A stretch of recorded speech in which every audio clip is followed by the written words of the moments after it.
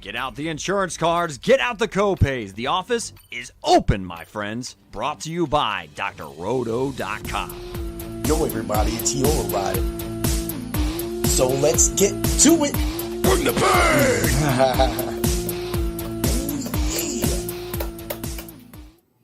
What's up, everybody? It's Heat Override, and I'm ready to bring the pain for you this week and Dr. Roto. It's the Fight Club of Pain, and that means Dan's back. What's up, brother? How you doing? What's going on, man? I'm feeling good. How about you?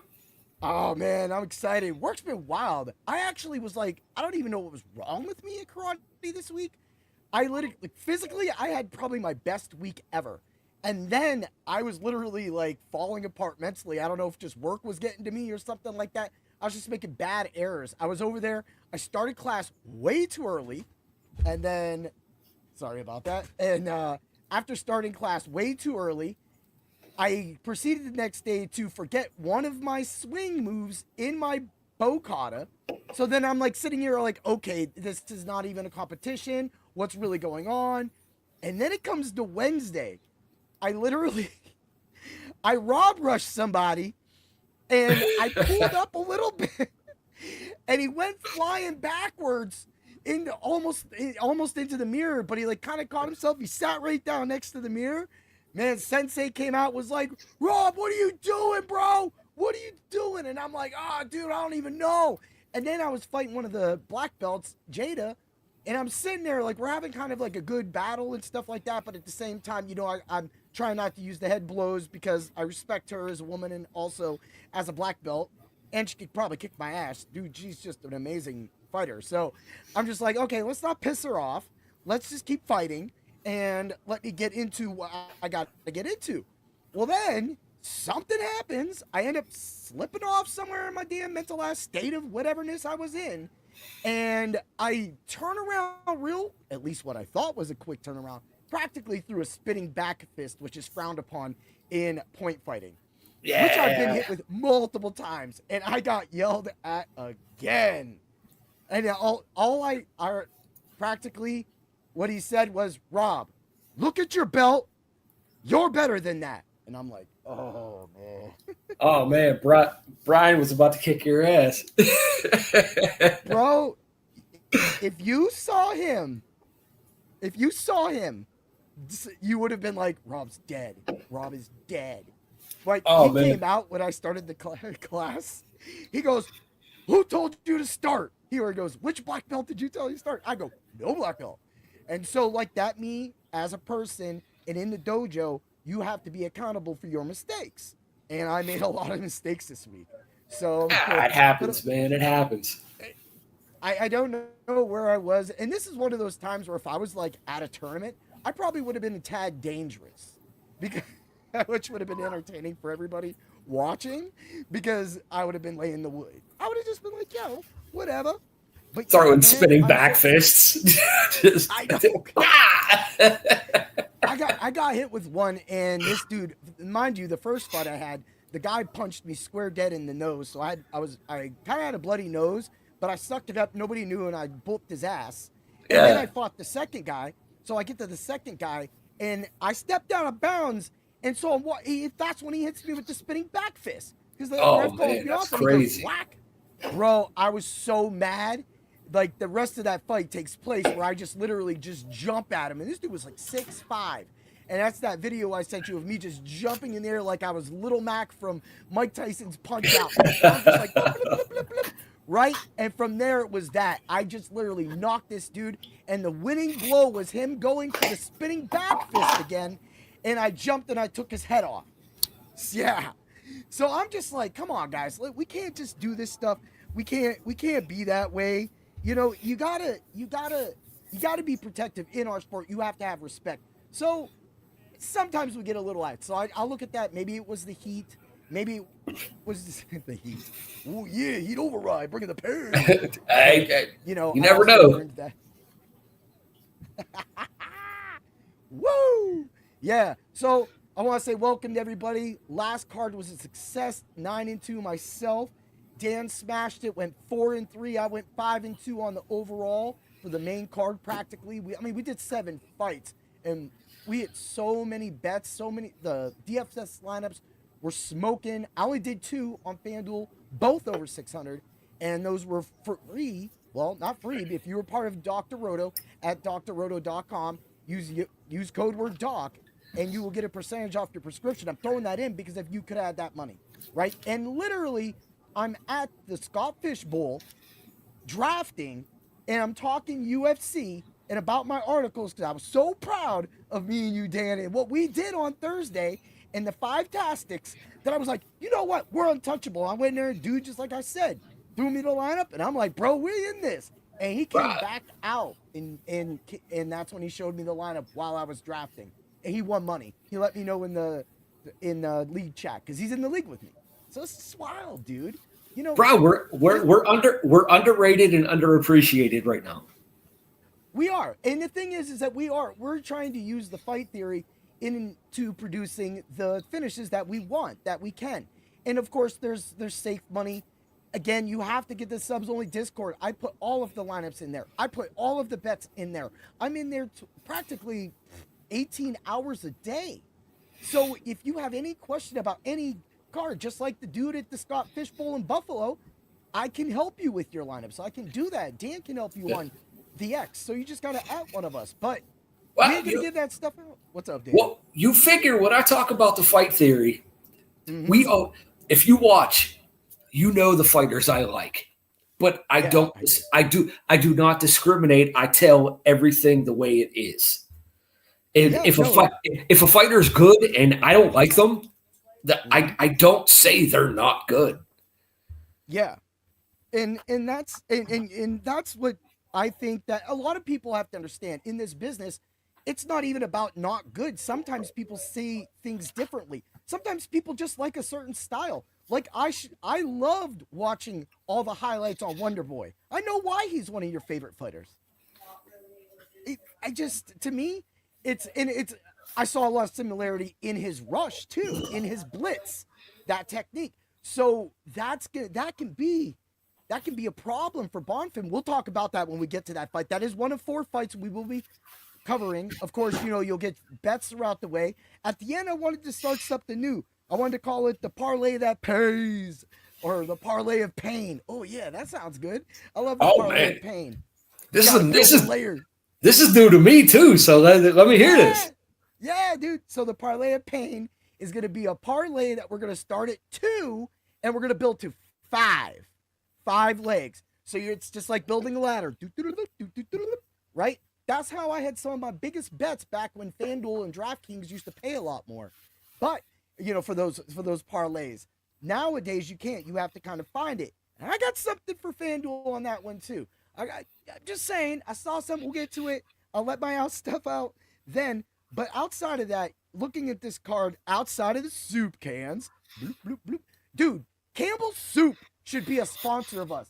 Circle should be a sponsor of us. Circle sponsors all of my wins. Ever since I started drinking Circle, or using the Circle bottle, I have been almost practically unbeaten.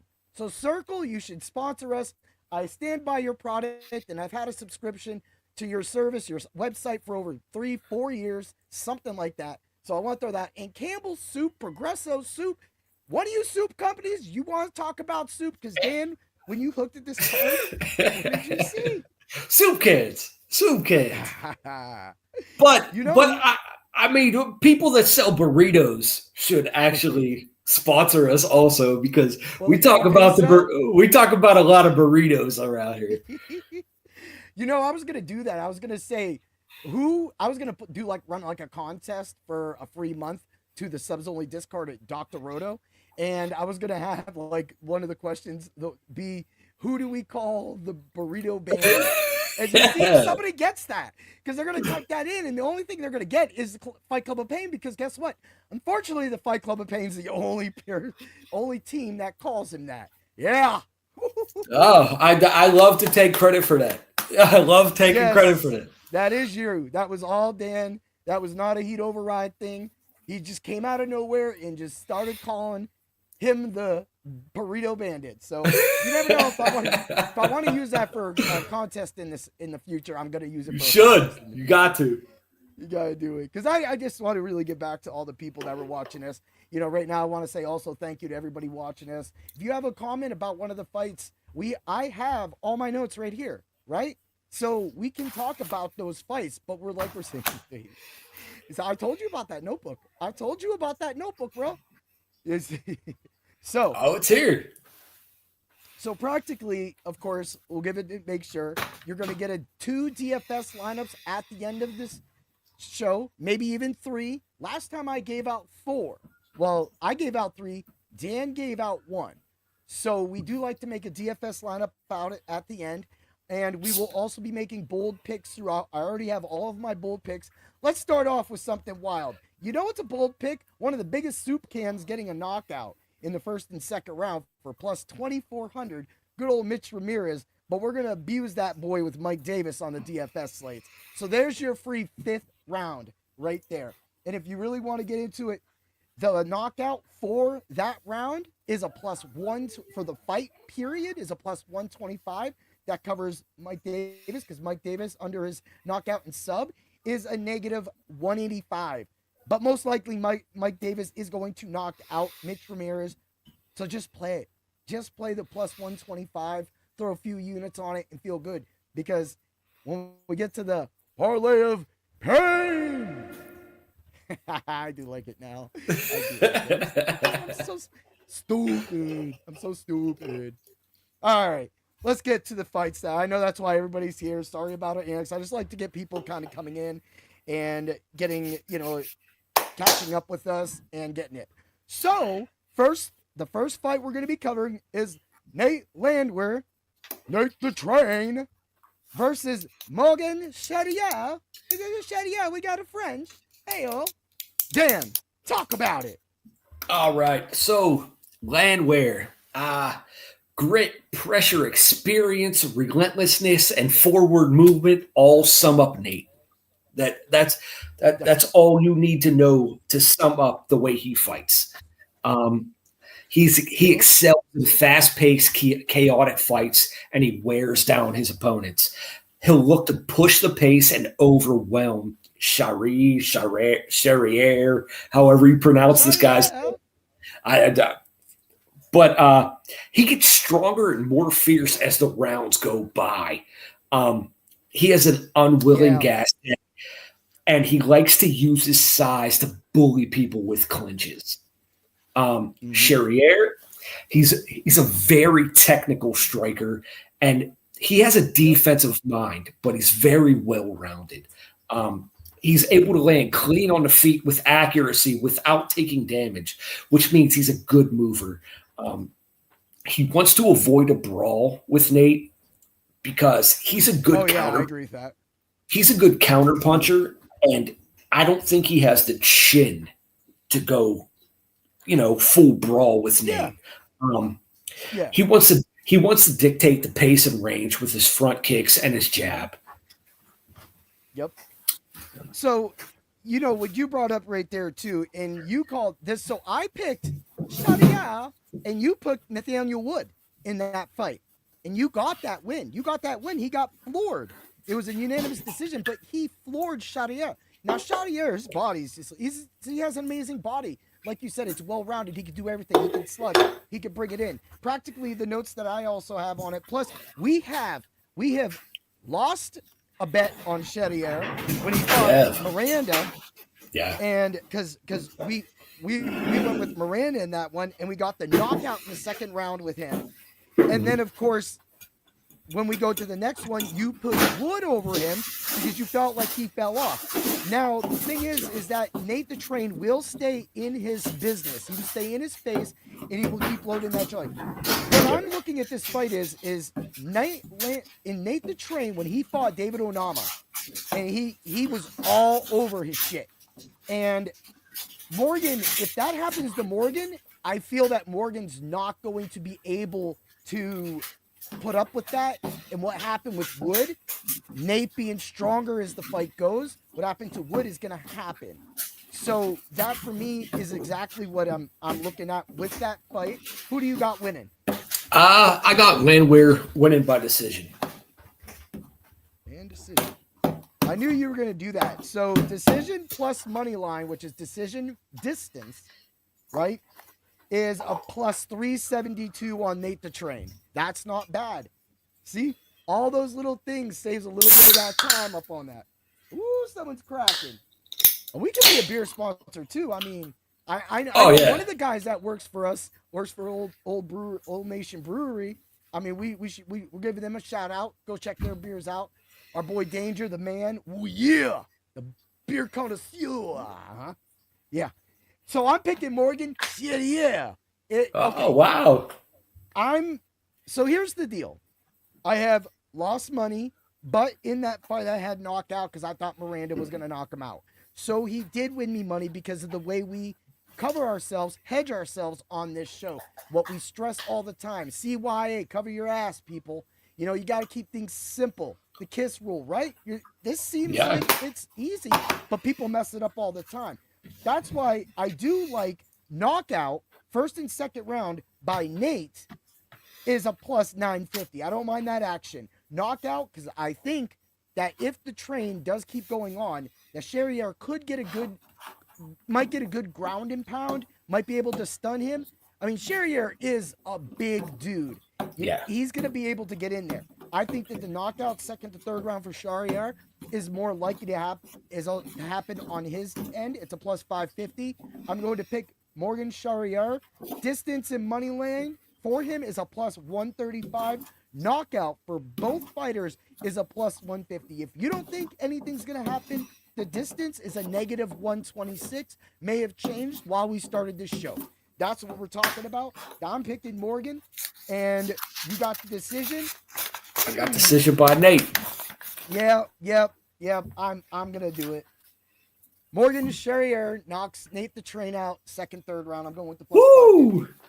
I'm doing it. Nate's going down. He's going down. I hope it happens for you. I hope it happens for you too, because I already have that money line in for Nate.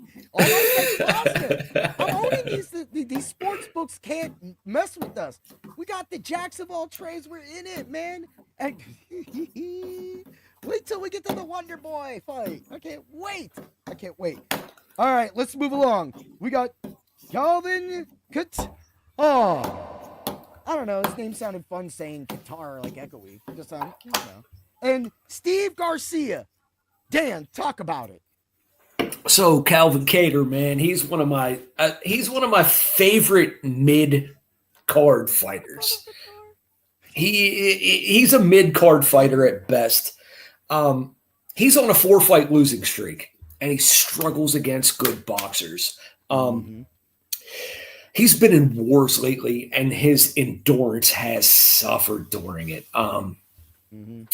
He has smooth combos and can definitely dish out damage, and he could also take damage. If you don't believe me, look at the Max Holloway fight where he just got beat up for 5 rounds. He went in it with Josh Emmett to throw that in too, but go on. Yeah, he has to worry about Garcia closing the distance, and he has to avoid clean shots by Garcia. He has a good chin, but past fights might catch up with him. Garcia, he's on a 5-fight winning streak. He has improved stand-up defense, and he's not afraid to plant his feet and stand in the pocket with anybody. He doesn't have much power, but his accuracy is dangerous. He likes to use his movement to find his angles. This is going to be a great stand-up fight. I think this is going to be fight of the night. Dude, you nailed that shit 2 weeks ago. You nailed that shit. Those boys got paid because Dansky said so. Yeah. Woo! That's what I'm saying, bro. Everything you love. The stand and bang with Garcia. Bring it up to Austin Hooper fight. Austin Hooper's jaw took so much damage, and they were so calculated. A thing about Garcia too is his striking defense sucks because he wants to stand in there and take exchanges with them. It's like he's this old school dude. He's got this I'm surprised he's not fisticuffing. You know, like Yeah. that's exactly what he looks like to me. But Qatar, I mean, even in the Lamas fight, Qatar looks so good in the Lamas fight. And to me, that shows that Qatar, his body build, everything like that, does deserve something. His knockout in the first and second round is a plus 290. What I do like, the one thing that Qatar, if he can get this to go to the distance, which I doubt, I think that, with the knockout being a negative 165, somebody's going down in this fight. He needs to establish his jab. When you said he cannot let Garcia get inside, he has to keep him away with that jab, and he has to stay away from the fence, because if he gets anywhere near any kind of situation, and Steve is going to drive forward that entire fight, Yep. the only thing that you can stop is a side kick or a jab. And if you can go the distance and you hit a lot of jabs, you can win. However, that did not work well for Roval against Van, because Van still landed the heavier shots and at the end dropped him with it, and that is what gave Van the win. So again, who do you got winning? This one was a toss for me. My heart says Calvin Kattar wins, but my brain says Garcia wins by decision. Ooh, we want some money. I think that is possible. I think Qatar, if he, because I said Qatar earlier, Kattar, whatever. Anyway, if he can get it down, if he can try to mix it up a little bit and not try to bang with him, maybe try something else different and try to take him down. I know his takedowns that might work, but I just don't think this fight's gonna go long, man. I don't think it's going long. Thunder's the action, decision or distance, no, negative 210. No, I already pulled out knockout 260. Were you about to say something, Dan? No, both these guys got steel jaws, man. They could both take a beating. So it just depends on who can take more punishment. All right. You know what? We're going to see who takes more punishment. I do like that Garcia. I did not actually write that down, but Garcia in decision, this actually might be a heck of a parlay that might really work out, because when we get to the next fight, I got a little thing with that. But when we get to that, so where is he at? Morgan Charrier. Where is did they just get it? I'm just looking for it. But no, so I'm picking Steve Garcia as well too. First round knockout is a plus 550. First and second round knockout is a plus 290. Knockout overall is a plus 210. See, this is where I disagree, but I love the way they do it. Hey, Steve Garcia knockout any time of the fight is a plus 210, right? But I love that first and second round action at the plus 290, because the plus 290 gives me a bigger spread. And I know that it seems like it's rocket scientist, but we hit this with Gregory Rodriguez 2 weeks ago. It was easy to call for us, because when I looked at it and I seen that his knockout was that low, I easily went to the first and second round like we're doing right here, and we're taking it. So of course right now the lines are actually really close on this fight. It's a pick 'em at this point. Garcia is a negative 130. Distance is a plus 160, which makes a hell of a parlay being a plus 271. I love it, man. I love it. And you know what? That's a great way to cover yourself, because right there, all you have to do is put a half unit on that. And then for me, I'm going to put a full unit, maybe 2 units, probably 2 units on the knockout first and second round to buff that up a little bit. And then I'm going to throw me down a half unit on the first round knockout. And that's how we're going to play that, because I got Steve Garcia winning by knockout, if you didn't figure that one out yet. All right, let's move along. It's Steven Wonderboy Thompson versus Gabriel Bonfim. Dan, let's talk about it. I'm going to start with Bonfim, man. He has relentless grappling, strong instincts, and youthful aggressiveness. One of the most efficient wrestlers in his division. He's a submission threat anywhere, and he likes to pressure strike to set up his clinches and takedowns. He's a high pace setter, and Wonder Boy has to watch out for that. Now going to Wonder Boy. Now going to Wonder Boy. He's Here we one go. of my favorite fighters of all time. Yeah. Since Robbie Lawler retired, he is my favorite fighter. Mm-hmm. So Wonder Boy still has the tools to be champ in this division. His karate-based, unique striking style keeps opponents away with his sidekicks. Mm-hmm. And he has long-range flurries and unpredictable angles. Yes. He doesn't take unnecessary risks when he's fighting. Yeah. He will not strike when it's not opportune to him. Yep. He'll look to maintain distance and keep the fight standing with his lateral movement and his side kicks to keep the distance. Yeah, I agree with that. And being a karate fighter myself, a point fighter myself, a champion myself, and things like that, I throw that out there because I know his style. I said this earlier in this episode that I feel Stephen Wonderboy Thompson when I punch, the way he rushes in. Now, I do agree that his fight IQ is high. He is you could say he could be the smarter of the two fighters because Bonfim is such a physical freak. He's just so good. But like this will take your arsenal out. So Wonder Boy's, reverse sidekick or spinning sidekick, that's going to be out. He cannot give Bonfim his back because of Bonfim's history of submitting people. And and it's not even that he's to worry about. It's also the striking with Bonfim too. And that's also that's apparent because the sport books are appreciating that with his knockout and sub is a -115 for Bonfim. But I mean, there's so much you could do with Thompson as well too.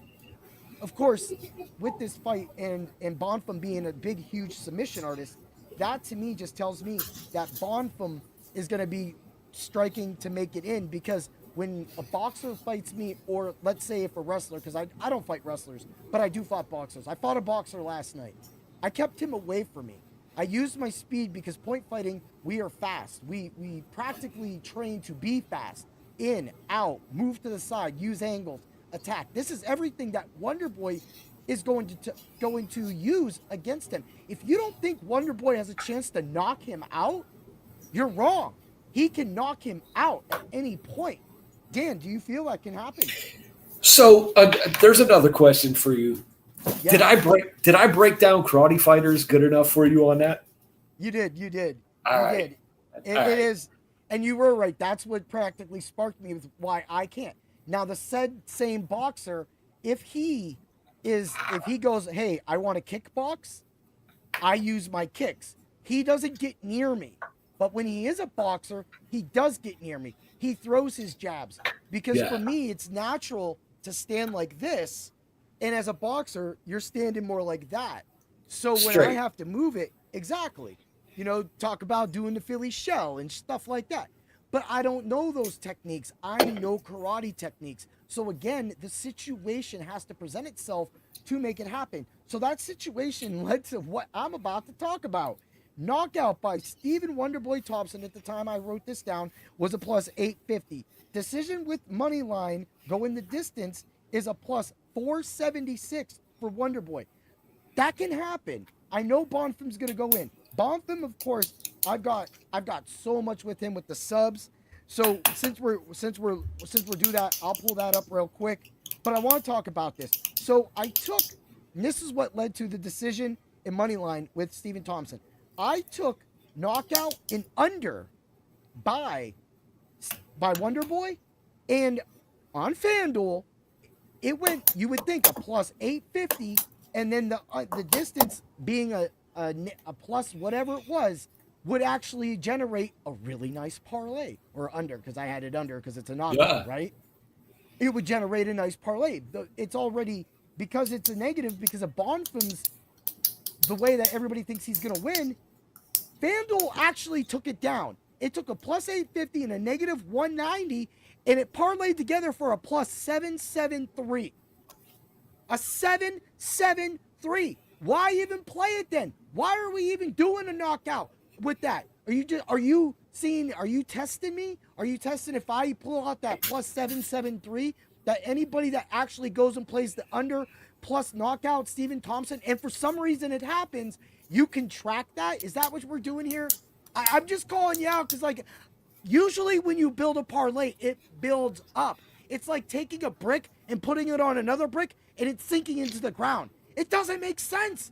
I just want it to make sense. So for me, that's the problem with them recently. That's the problem that they're trying. Another thing they did this weekend, because I know they're onto my little tactics with the hits and the singles, going after people. Look, I'll just say it right out. In baseball, literally, if dude's got a weak-ass swing, he's going to get a single. If he has a chance where he has a good BVP versus somebody, he's gonna get on base. It's a single. The single most of the time for those dudes is a plus 190. You take the plus 190, play the guy in the fourth hole, you get the RBI, and you make a massive parlay, right? So now they're trying to put out parlays. Oh, you have to have a run included now. Oh, you have to have an RBI included now. And they're trying to promote it. Bro, I don't want none of your parlays.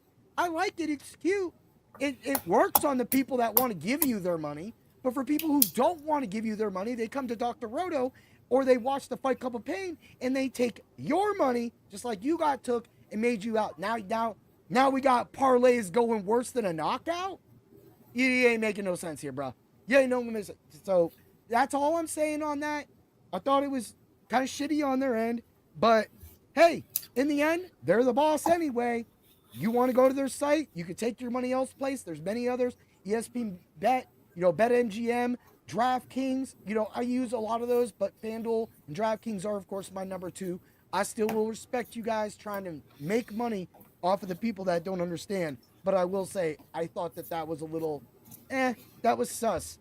Parlays go up, they don't go down. Let's go. That's why I'm going to build my parlay. I'm going to show you how to build a parlay going up instead of sinking that bad boy down. And I have every part of that leg marked down. I sat it down. We could have even went live, and I made sure I did that. Ooh. Okay, I think we're good. Submission first and second round by Bontham is a plus 220. I do like the action on Bontham for both of that. I'm gonna go 1 and 2 and 2 and 3. I'm gonna do a full unit on both because which one wins or lose, I'm gonna get that money back with him. Also, I'm just going to play Stephen Wonderboy Thompson knockout. The sub for this fight is a plus 140. The knockout alone between either fighter is a plus 340. So if you think that Bonfim isn't going to get that sub this time, you think he's going to knock him out, that's some nice action. Everything I said was positive, except that parlay. Yeah. I love being a dick. But anyway, sorry if we get people with y'all. Let's do it. Let's get to the main event. Ooh, yeah. I didn't give my prediction on the last one. I didn't give my pick. I didn't give my pick. Okay. I was sitting up there floating on that. Who you got, Dan? So, can the wrestler get inside of the karate fighter? That's what we're asking, right? Can the karate fighter uses his legs? Can he take him down? Can Bonfim take down Wonder Boy? Because that's ask you something. Because that's what it's going to eat. Go ahead. Has he ever used a knee? Has he ever used knees? Because I don't see any knees. Does he take? So that'll go back to the DeRitter thing. When the wrestler comes in like Nickel, or in this incident like that. Okay, so go on. So if Bonfim can take Wonder Boy down, he'll control the whole fight. We all know this. But if it stays standing, Wonder Boy has the massive advantage. Yeah. Right? I agree with that. If he keeps him away, and the way you do that is the side kicks. Because the side kicks, that's how I keep the boxer away. Because you can't grab a side kick. When you grab a side kick, we pull it back. And because those are sweaty men in an octagon that's already been sweat and blood on by this point of the night, he's going to slip back out. And that's going to make it hard. Again, that's what sometimes gets hard for wrestlers, is trying to catch fast people like that. And Bonfim definitely has the skill to do that. But that's where I think it goes. And that's your best defense as a karate guy against somebody that would rush. Again, boxers, because they're square, I kicked them in their chest and their gut. We're not all square. We're not all square. Some of us fight like this. Some of us fight like this. Take your Philly shell. You know, and he can throw head kicks, and that's why I asked about the knees, because if he does happen to go in and he throws that perfect time kick or that front kick, then it can result in that knockout. That's why I'm playing that action, and what I'm playing has the positives. I mean, Thompson, second to third round knockout. If this is going to happen and the knockout would happen late, let's say they have a first round, swinging contest, great, or he misses, or Bonfim gets it down right at the end, last minute, boom, it's over. Go to the second round. You get that second round action, that's where you get that at too. Look, I'm not saying play every one of these bets, but I'm telling you, if you think that that's going to happen and there's an opportunity for it to happen, you play that part of that, and then you take where you're going to put all your money at. Hence, the Gabriel Bonfim first and second round submission at plus 220. That's how I'm doing it. But I got Wonder Boy by decision. Wonder Boy by decision. All right, so let's get the plus 310, and of course we know that the plus 122. Oh, look, it parlayed going up. Oh, that was a screen. And that is a plus 476. I love it. We're throwing it in. I've already got practically all the bets on this fight that I needed. I have that one now. I did have that. Oh, I already had it written down. So I got that. I probably have that twice now, but that's okay. And I got my Bonfim second and first. All right, I'm taking Bonfim. That's my side. This is the first time. I mean, we only have one fight. So this is going to be a fun little show next week, or a nice little review for the Heatastic review. But hey, that's why we do this. If you think what Dan is talking about in his picks seem more your style, then that's I always say, I've said this 1,000 times on 100 podcasts. Always follow the people that play to your play style, because those are the people that you're most likely going to be in tune with to help you win. I promise you. That's why we have a ton of experts at Dr. Roto. That's why this Fight Club of Pain is not the Fight Club of One, if that makes sense. All right, let's get to it. I don't know what Heat Override was doing there for a minute. He's trying to jump the gun. He's a little overexcited like Hollywood Hogan. Yeah, but I told Hollywood that he wasn't going to be the man that the Macho Man was one day. Because the Macho Man Randy Savage is a champion. Yeah. Ooh, yeah. In this corner, we have Derek Lewis, the all-time knockout king. In the other corner, we have Taliesin Teixeira, the up-and-coming prospect. Are we serving them up, or is Derek Lewis getting the knockout in this one? Dan, let's talk about it. So Derek Lewis's last two fights have been against up-and-comers. So here's another one. Teixeira, he has a great jab to set up his power shots. Yep. He'll look to keep the distance from Lewis with his massive reach advantage. Yep. He'll look to pressure the older fighter, clinch with him. Has KO power, but uses combos more than that one-punch knockout power. Derek Lewis, if he brings his A game and his balls are hot, no one in the heavyweight division can beat him. I'm going to be teabagging tonight, boys. We're getting up. Derek Lewis, get up moments. Woo! But Derek Lewis has knockout power from any punch he throws. It doesn't matter if it's a jab or an uppercut. He can knock you out with any punch he throws. I agree with that. He's the UFC leader in knockouts for a reason. He's not great on his back, but he's strong enough to get up whenever he wants. He can stand up whenever he wants. Practically. It's shown through all of his fights except for against Daniel Cormier.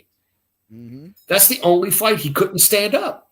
If they never fought, DC and him, I would have thought that they've never been in the same room at the same time, because they're literally the same dude, except Lewis is bigger.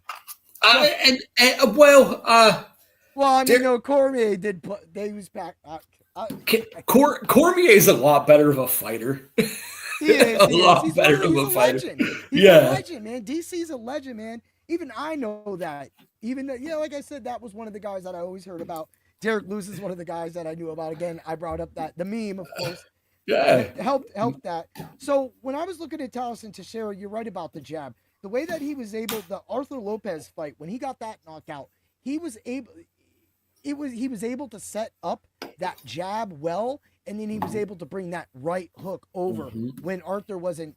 And I use Arthur Lopez because I think Arthur Lopez is almost not as big and not as much like history that Derek Lewis has. But I thought that of recent that was more of a fighter that kind of looked like him, even though he's a soup can. But you got everybody talking about Taliesin Teixeira only having one UFC fight. Again, this is a veteran against practically a rookie. That's good.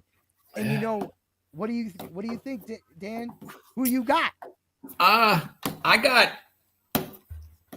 the vet. I got Derek Lewis by second round knockout. Man, he's going to add to his total. He's going to add to it. That's probably. I was just looking at all like. So of course, second round knockout. Derek Lewis is a plus 110. His first round knockout is a plus 750. You know the way I like to do it too. They got the over and under on this fight at 1.5. I like the first, second, and third round knockouts. So Derek Lewis, first, second, and third round is a plus 370. And then when you get the Taliesin Teixeira is a 1-2-3 at a negative 145. So they tell me, and with the knockout being a negative 430 as we're recording this, distance is a negative 1650. I mean, but the under for this fight isn't too bad. If you think it's going to go under 1.5, and that's where you're going to sit at, it's a negative 200. But for me, if you're going to go negative 200, lose the change. Somebody's hitting the mat. Play your negative 390 and just call it a day. But I do like the first and second round with Derek Lewis as well too, the plus 430. So if you're on the Derek Lewis side, you're gonna play 1, 2, 3, 1, 2, 1, and then just Derek Lewis knockout straight up overall. Knockout for the fight again is negative 30, but Derek Lewis knockout, we'll just give you that, is a plus 310. So if you just want to guess that, that's fine. Again, I like the extra rounds. Second and third round, the plus 390, you get a better deal. You know what I'm saying? I mean, there's just no way this fight can go past. I know we said that last time. It's not going past the second round. There's no way. I agree with you. And you bring up a big thing about Teixeira. I don't like I like his size. He's way bigger. But once Lewis gets inside and starts throwing those haymakers at his chin, he's about to be introduced to one of those UFC fighters that he has never seen in his entire career. He's going to be hit with power that he's never seen. Go on, Dan. Well, let's go back 3 fights. Derek Lewis started the second round with a flying knee. Yeah. Okay. Like, do you remember that? Have you seen that? I have not seen that, but go on. So Derek Lewis started a second round with a flying knee. And he's a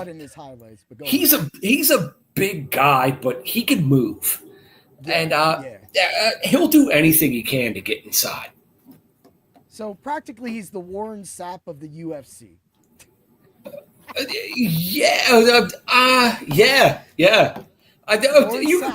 Or Casey Hampton. You could call him Casey Hampton. Casey Hampton. Big Ham. Get it in there. The Big Ham. We can call him the Big Ham. I like it. I do think the knockout happens in this. That's why, at this point you go, do you just play the knockout at negative 430 and just call it a day? Do you play the negative at the under? So for me, I do have the under, but I'm going with knockouts only. I'm going to keep it short, simple, and sweet on this one. I'm playing knockouts. I'm doing Taliesin Teixeira. You're making no money on the Taliesin Teixeira. If you're going to look at, again, going back to this, if you're going to play a negative 140 or a negative 175 on Taliesin, then there's no reason for you to be worried about that at this point. you're not going to make any money. Take the knockouts with Derek Lewis and then go right to Taliesin's first round knockout.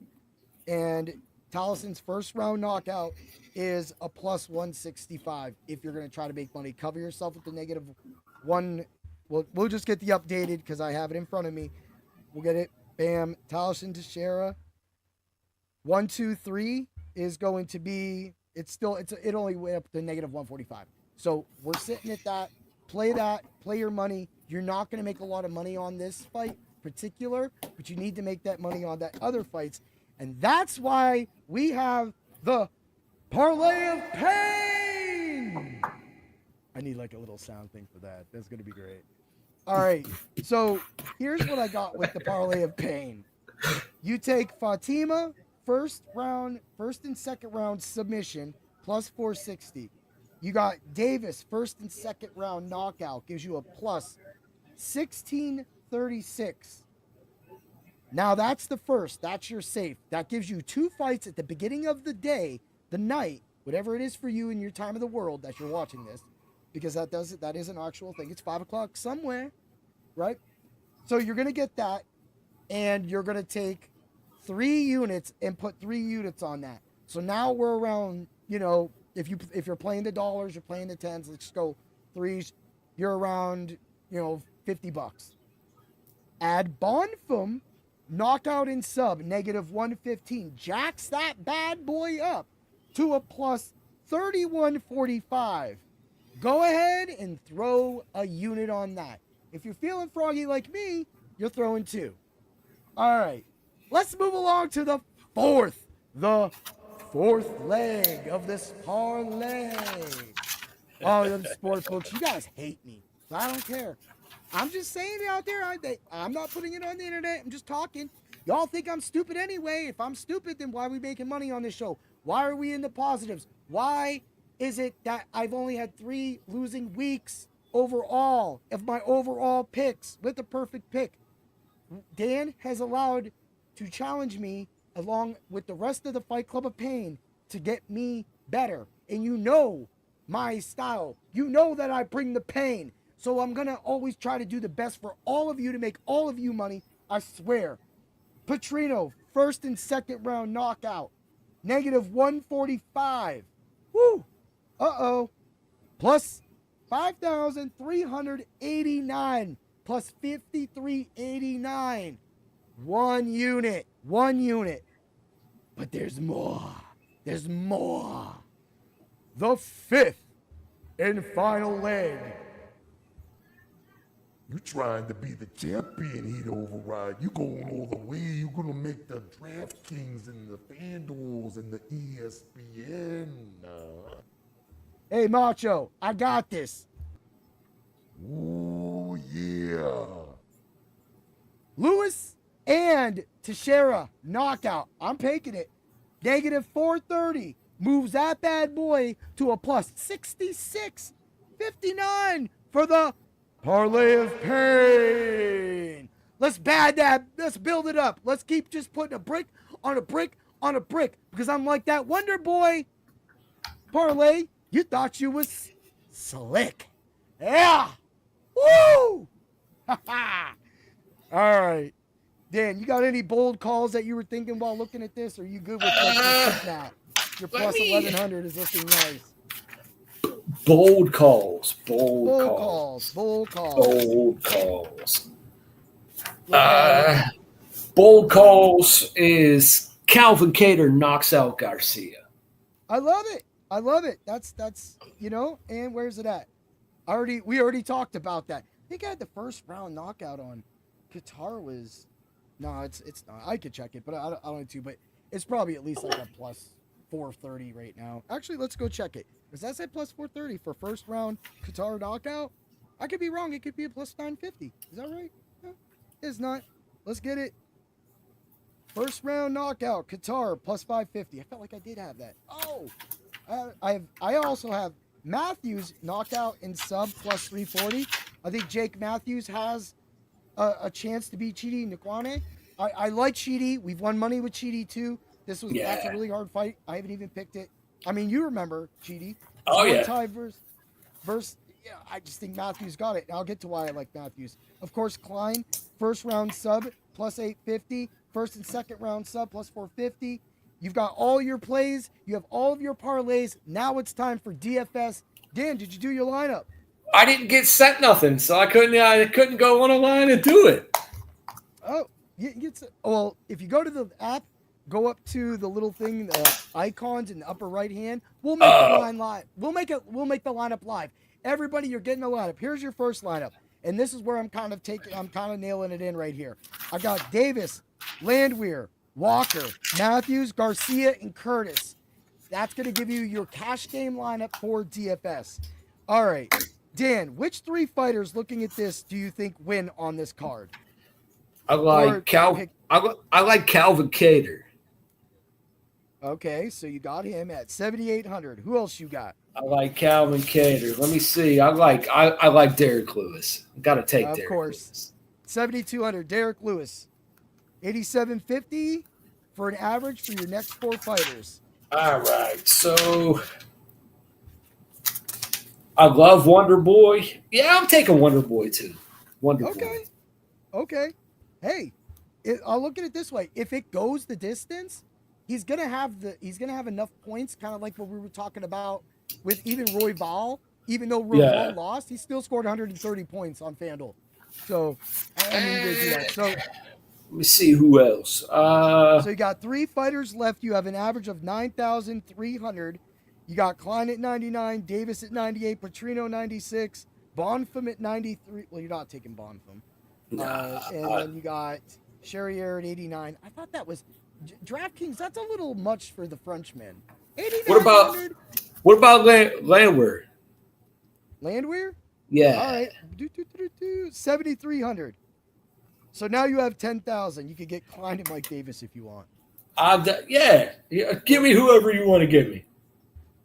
We're going to give you Klein and Mike Davis. You have $1,100 left over to change this lineup.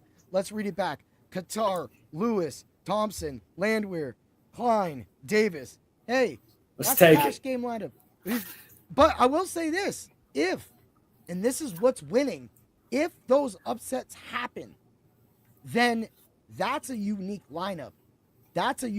He's got his chances. He's got his points, even in a loss, if it goes a distance. If Bonfim cannot punish Wonder Boy, he's going to have enough points. I would say Wonder Boy in a distance would be probably around 50, 60. I don't think he puts out what Royval did, but at the same time, I'm not going to take it out either. I love that lineup. That's going to be a fun lineup to that right there. Hey, now I'm going to – what's up? Rob, I'm sure people that watch know that I pick nothing but underdogs. Yeah. That's what I pick.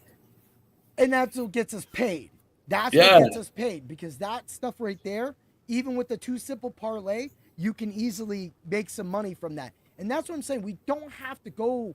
That's why you don't have to build the parlay of pain. You could just keep it simple to first 2 lineups, put a few units down. You're a lot richer. Take the rest of that money, watch the card on ESPN Plus, and go through it. So for me, I'm going right to Bonfim. I'm hitting Bonfim right from the go. That's just me as a person. I do like the Landwehr, but I'm going to hit Garcia. I think Garcia 8,400 on DraftKings is hella value. Again, it goes back to what we did with Delgado last week. Yeah. Hella value. I think Walter Walker is the key. I think in the Walter Walker and Kenny Nzechukwu, whatever. I'm not even dealing with that right now. At this point, Walter Walker can submit Kennedy, right? Yes. Because Kennedy is just that dude. But Walter has really looked good recently. I think it's a great DFS play. He at 7,400, you have a 7,400 and 8,400 right there, giving me 8,300 average right there. Now, I do like Tukatokos, so I'm going to throw Tukatokos in, because I think that just like Walter Walker, those could be the key guys. So I want to say that the key guys for DraftKings is going to be Garcia, Walker, and Tokos. I think that works. George, formerly George, but now Tuka, kind of like Puka, right? So we got Tuka right there, 8,650 between two fighters. So right now, I'm going to easily go down. I love the Jake Matthews play because I think Jake Matthews can definitely get it in there. That gives me the 9,100 for Curtis. So here's your second lineup live on the Fight Club of Pain. Bonfim, Garcia, Walker, Tokos, Matthews, Curtis. Nothing left over. That's how we do it. That's how we bring the pain. Check out, before that, make sure you get to Dr. Roto. We have a ton of football coverage going on right now. We literally have our entire fantasy football draft guide going on. Each team is getting highlighted every day. We have multiple articles. I just turned in my AFC North preview. Dan, I've done this article over the last few years. Which Steeler do you think is my breakout candidate for the Pittsburgh Steelers? Our new running back. Caleb Johnson. You know, that's what the mailman said to me today. It's Caleb Johnson. Plus 3,000 at the time we did Rookie of the Year, Offensive Rookie of the Year. That is something that we also... So right there, Caleb Johnson, Offensive Rookie of the Year. If he can get the production Najee Harris did, like me and Dan talked about on that podcast, if he gets the production that Najee got and Cam Ward fails, then you're looking at a running back that's going to take over. I think that running back is in the best situation, the Steel City, the Arthur Smith playbook. You have Jonnu Smith now in. You have the double tight end. We don't have backup tight ends behind Freiermuth. If Freiermuth is banged up, that's fine. You're going to run your double tight end. Johnson's going to be the 1-2 easily. We still got Hayward back there. If someone gets hurt, man, we got the younger Hayward brother. You do, and that's what makes your. I think you got Sermon too. I think you got Trey Sermon. Yeah. So, and their receivers are like right there. So when I did the article, I looked at Caleb Johnson. I said, it's too easy. And then I looked at something that would be would be harder. Roman Wilson.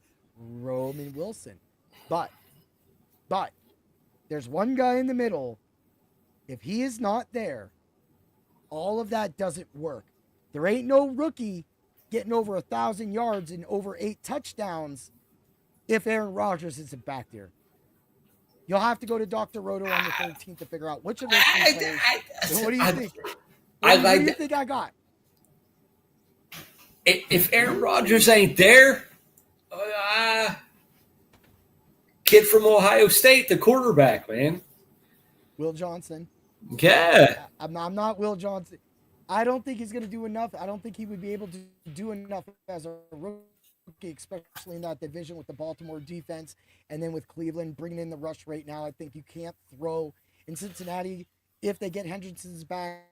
Plus, there's another guy I wrote up, and I did an IDP player. So there's a rookie that we talked about on that podcast with Ed that I had brought up. That guy right there can get play time and open up. That's a little too much for it. That's where I think Aaron Rodgers works with the Steelers getting back to the playoffs. Well, I agree with you. 10, 11 wins? I agree. But look out for Yaya Black. Look out for Yaya Black. I get it. And those are definitely great breakouts. So I got that article, and then I have a couple other ones. So I'm just trying to stress to everybody that's watching right now. I want to say thank you from Team Dr. Roto and everything from the Fight Club of Pain. I also want to say thank you. All of your views, all of your likes, reposts, everything like that are well appreciated. Please follow us. You can find me at Dr. Roto. I have a lot of free content. I do weekly UFC and WWE rankings. Again, football is setting up. I don't even need to talk about. I was giving out a full DFS lineup out like we do here. And I went 19-6 last year all the way up to the Super Bowl. This is something that is consistent, people. Consistency wins you money. That's what we do at Dr. Roto. We always have the right prescription that cures all of your fantasy needs. Dan, thank you for another great show. We smashed it again. We're going to make people rich this week. I took a lot of underdogs, bro. I took a lot of underdogs this week. You did. I can't wait to do. And also, I'm going to say this too. We're going to have a fourth show, the Beat Show. I'm might have to have you on. That one usually goes only 10 minutes. We're Let's just gonna go. light up somebody. I usually Let's go. record that on Tuesdays. So I'm gonna be doing the reviews on Tuesdays. So we might just throw that in where we just get on for like 10 minutes after 8 o'clock. We don't have to make it live. We could just do a recorded so people can catch up. But the Fight Club of Pain will always be live. Thank you, everybody. Have a great day. Thanks, Dan. It was great doing it. Anytime, bro. Always remember to bring the pain. Ooh, yeah.